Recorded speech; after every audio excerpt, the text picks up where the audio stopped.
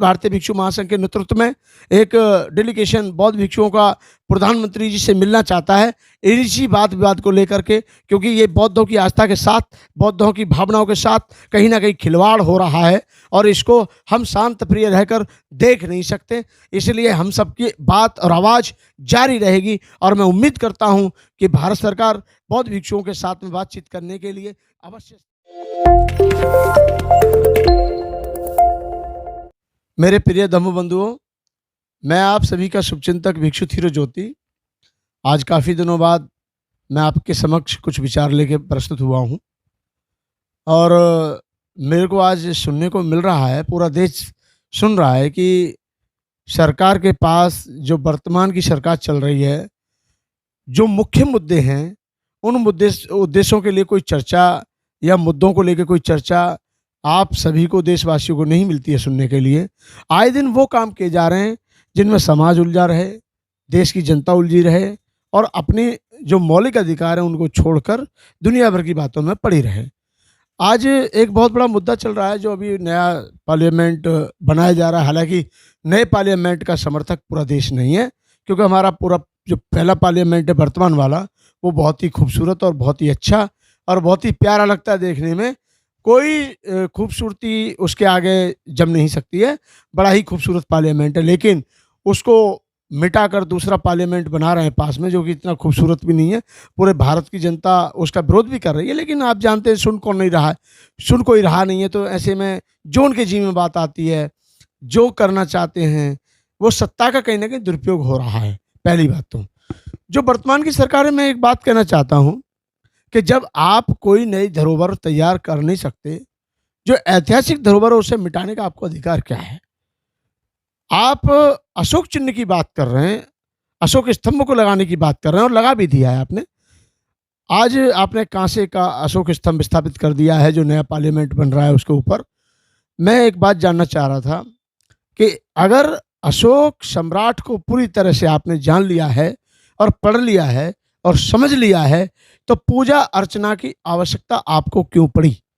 पहली बात, ये जितने भी हमारी न्यायपालिका हैं या जो हमारा संसद, जहाँ से हमारा लोकसभा चलता है, पूरा देश चलता है, सरकार की नीतियाँ बनती हैं, देश के भविष्य को लेकर के वहाँ से आवाज़ें उठाई जाती हैं, वहाँ पे सभी को न्याय की उम्मीद होती है, सांसद अपने अपने क्षेत्रों की समस्याओं को रखते हैं। वो एक हमारे लिए एक बहुत ही पवित्र संसद भवन है। उसको कहीं ना कहीं पूजा पाठ देकर, पूजा करवाकर, पाठ करवाकर वो व्यक्ति विशेष धर्म का कोई ना कोई स्थान बनाने की कोशिश की जा रही है। पूरा देश ही नहीं, पूरा वर्ल्ड जानता है कि महान सम्राट अशोक कौन थे। महान सम्राट अशोक ने 84,000 स्तूपों का निर्माण भी किया था और महान सम्राट अशोक ने भारत के को पूरा बौद्ध में किया था और भी एशिया का जो जितने भी राज्य हैं, जितने भी देश हैं, उन सभी को बौद्ध में कर दिया था।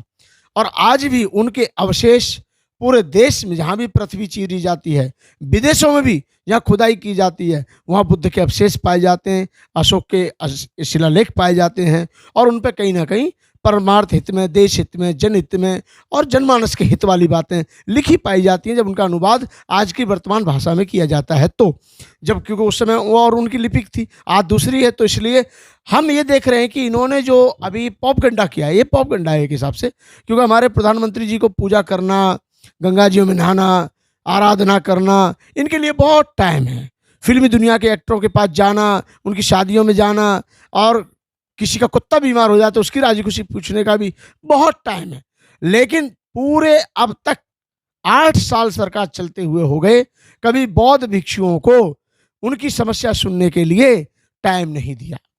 और ऐसा नहीं है कि समय नहीं मांगा है, बहुत बार समय मांगा, लेकिन केंद्र सरकार के पास या फिर राज्य सरकारों के पास बौद्ध भिक्षुओं के लिए टाइम नहीं है। दुनिया भर की बातें करने को तैयार हैं। हम बहुत बार अपील करते हैं कि बौद्धों की समस्याओं को रखने के लिए हम माननीय प्रधानमंत्री से मिलना चाहते हैं, माननीय गृह मंत्री से मिलना चाहते हैं, माननीय क्या कहते हैं और भी मुख्यमंत्री केजरीवाल जी से भी मिलना चाहते हैं और भी हमारे जितने मुख्यमंत्री हैं। लेकिन बौद्ध भिक्षुओं के पास, किसी मुख्यमंत्री के पास, किसी केंद्रीय मंत्री के पास बौद्ध भिक्षुओं के लिए टाइम नहीं है।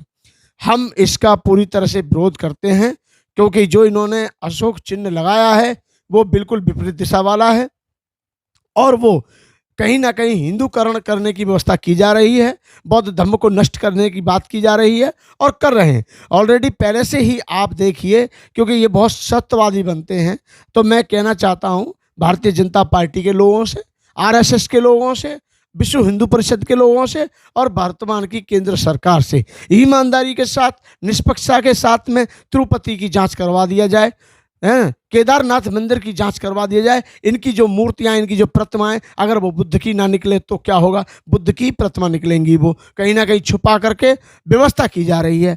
और इसको भी ये इसलिए किया गया है ताकि पूरे विदेश में, पूरे वर्ल्ड में एक मैसेज जाएगा कि प्रधानमंत्री ने अर्चना करके उद्घाटन किया है। ये उद्घाटन नहीं है, ये हवन कीर्तन भजन। इनको महान सम्राट अशोक ने नहीं माना। सम्राट अशोक ने बुद्ध को स्वीकार किया था, धम्म को स्वीकार किया था और बुद्ध के और धम्म के संग को अंगीकार किया था। और महान सम्राट अशोक ने यहाँ पर 84,000 बुद्ध विहार बना करके इस एशिया जम्बूद्वीप को पूरा बौद्धमय कर दिया था।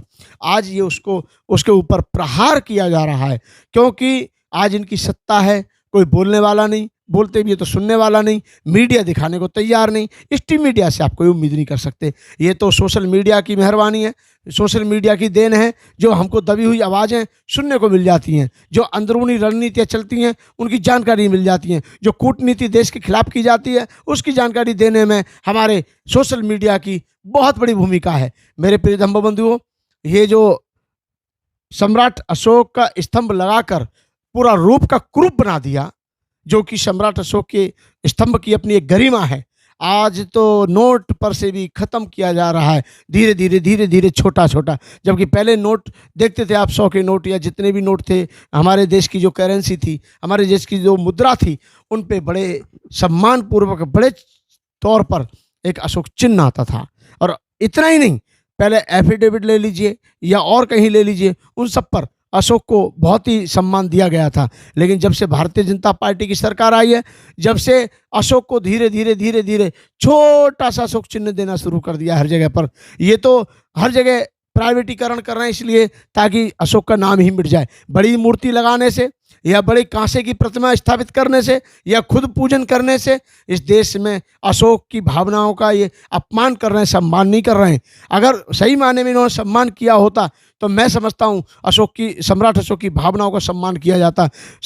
महान सम्राट अशोक ने बौद्ध धर्म को स्वीकार किया था, ये भी बौद्ध धर्म को सम्मान देते, बौद्ध भिक्षुओं पर कत्लेआम जो होता है उसे रोकते, बौद्धों पर जो अत्याचार हो रहा है उसको रोकते, बौद्धों के साथ में सौतेला व्यवहार होता है ये उसको रोकते। लेकिन ऐसा नहीं है, बुद्ध के नाम पर विदेशों से धन लेने का काम करते हैं। बुद्ध का नाम लेते जब हैं जब इनकी जरूरत होती है विदेशों में, जो इनके हिंदू धर्म को कोई स्वीकार नहीं करता, हिंदू धर्म को कोई जानता नहीं है, वहाँ ये मजबूरी में आकर के बुद्ध की प्रतिमा देकर हजारों करोड़ रुपए की संपत्ति विदेशों से लेते हैं बुद्ध के स्थानों के डेवलपमेंट के नाम पर। तो आप ये देखिए, इनकी चाणक्य नीति, कूटनीति, ये इस तरीके से नहीं चलने वाला। अतः मैं अपील करता हूं, भारत के प्रधानमंत्री सबके हैं, लेकिन जब से ये 2014 से प्रधानमंत्री बने, इन्होंने सिर्फ विशेष पार्टी को तवज्जो दी है, विशेष धर्म को तवज्जो दी है, विशेष संस्थाओं को तवज्जो दी है। सभी संस्थाओं को, चाहे ईसाई हो, जैन हो, पारसी हो, अहूदी हो, बहाई हो, उन सब की अनदेखी की है। बौद्धों के साथ तो क्या होता है पूरा देश जानता है। बौद्ध लिखने में भी दिक्कत होती है इन लोगों के लिए, जब हम बौद्ध लिखते हैं तब भी दिक्कत होती है। बौद्धों के कार्यक्रम होते हैं तो उन पर भी प्रतिबंध लगाते हैं। तो मैं लास्ट में, अंत में एक उम्मीद करूंगा कि अखिल भारतीय भिक्षु महासंघ इस प्रकार की जो ये प्रोपेगेंडा फैला गया है इसका पूरी तरह से विरोध करता है।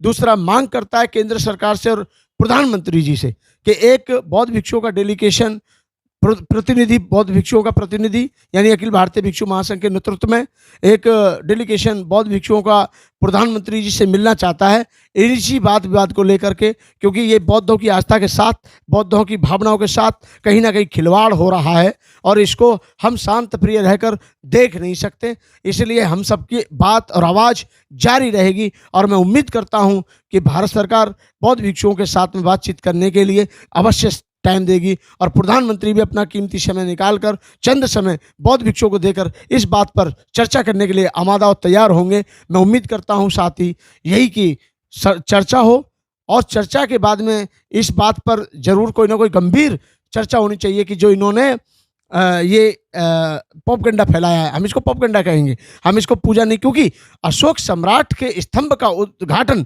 बौद्ध भिक्षुओं से होता, दलाई लामा जी को बुलाया जाता, या भारत के बौद्ध भिक्षुओं को बुलाया जाता, विदेशी बौद्ध भिक्षुओं को बुलाया जाता।